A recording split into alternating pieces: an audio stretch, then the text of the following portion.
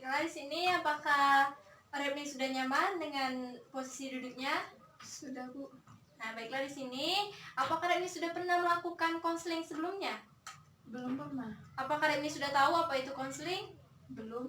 Nah, di sini saya akan jelaskan bahwasanya konseling adalah bagaimana konselor membantu konseli untuk mengentaskan permasalahan yang tengah dia hadapi. Di sini ada beberapa asas dalam melakukan konseling. Yang pertama ada asas keterbukaan. Di dalam asas keterbukaan ini kita Repni harus terbuka terhadap masalah yang tengah Repni hadapi. Karena mengapa? Kalau Repni terbuka kepada saya, maka saya bisa membantu mengataskan permasalahan Repni dengan baik dan tepat. Selanjutnya ada asas kerahasiaan, di mana dalam asas kerahasiaan ini apa yang kita bicarakan ini tidak akan saya sebarkan kepada orang yang tidak mengikuti konseling kecuali kita berdua. Nah, di dalam melakukan konseling ini biasanya dibutuhkan waktu 1 kali 45 menit. Apabila tidak menemukan titik masalah, maka kita membutuhkan konseling lanjutan. Apakah Repni sudah paham? Sudah. Nah, di sini apakah tempat tinggal Repni jauh? Lumayan sih, Bu. Kalau dari sini kurang lebih ya 45 menit lah. 45 menit ya. Cuaca hari ini lumayan panas ya. Iya, Bu. Tadi aja di jalanan macet, mana panas, polusi udara, ya begitulah keadaan kota sekarang. Sekarang ya itulah. Apakah Repni puasa hari ini? Insya Allah puasa. Ya, alhamdulillah ya kita puasa hari ini. Kalau boleh tahu di sini apa sih masalah yang tengah Repni hadapi sekarang? Sebenarnya gini, Bu. Ya. Saya itu memiliki teman namanya Putra.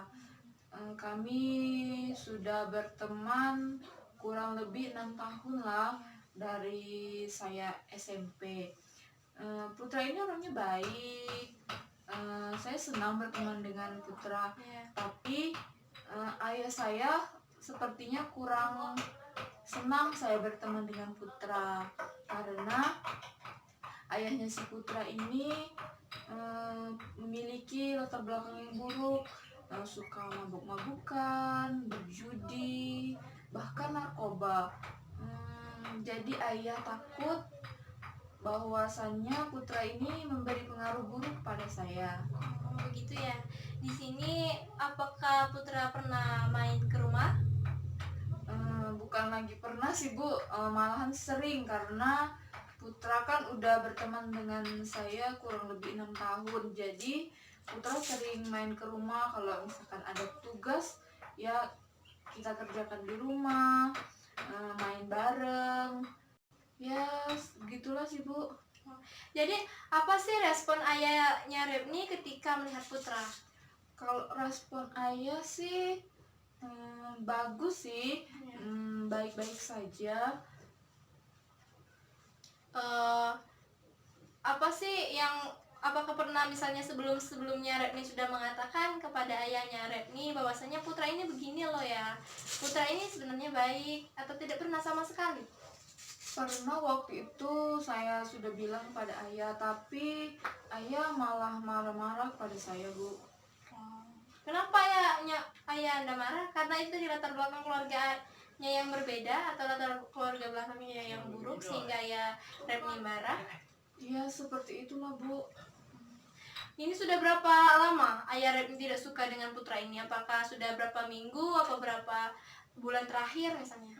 Ayah itu baru tidak senang kepada Putra setelah ayah mengetahui bahwa ayahnya si Putra ini ya kelakuannya seperti yang saya ceritakan tadi, Bu. Jadi sebelumnya ayahnya Repni itu suka terhadap Putra. Iya suka, tapi semenjak ayah tahu latar belakang keluarganya Putra seperti tadi, jadi ayah melarang saya untuk berteman dengan Putra.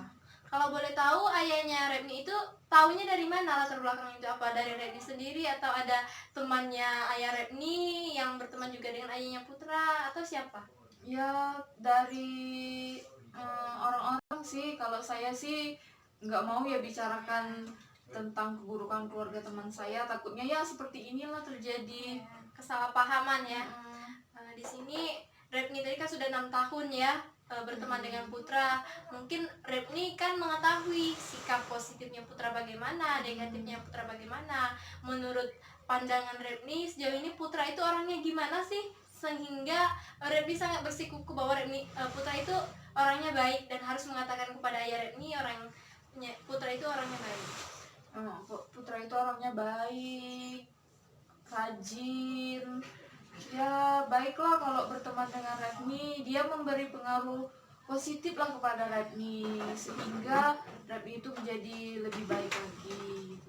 Oh iya, di sini kan tadi Putra itu sering belajar bareng, belajar kelompok dengan Repni, menghabiskan waktu bersama yang positif ya.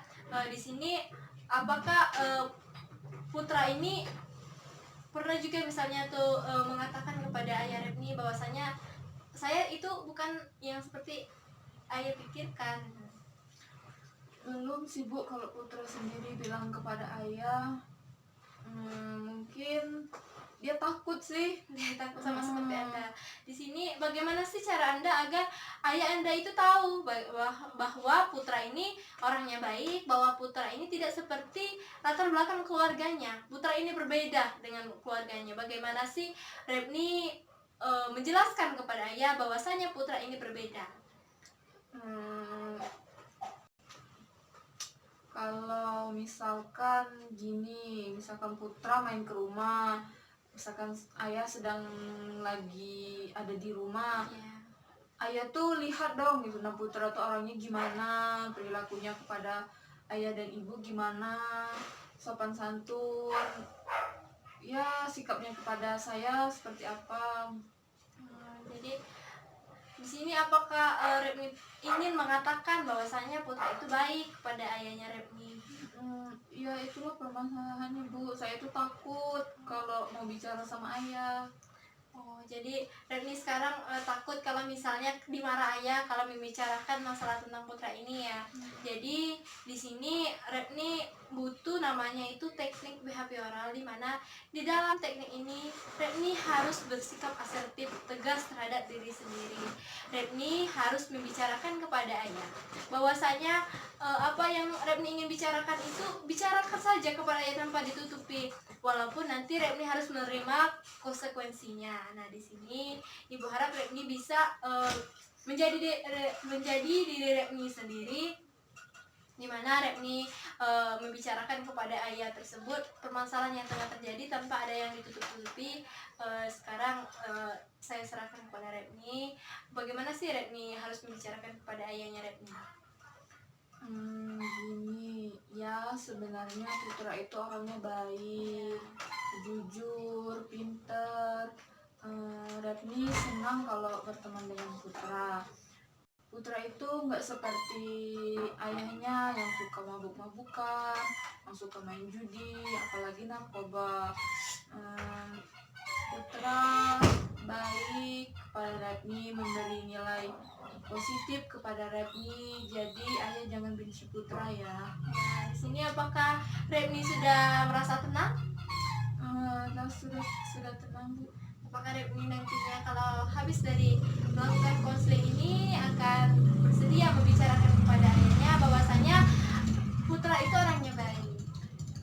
Nanti sore-sore kalau ayah sudah santai, enaklah gitu bicaranya kalau di rumah.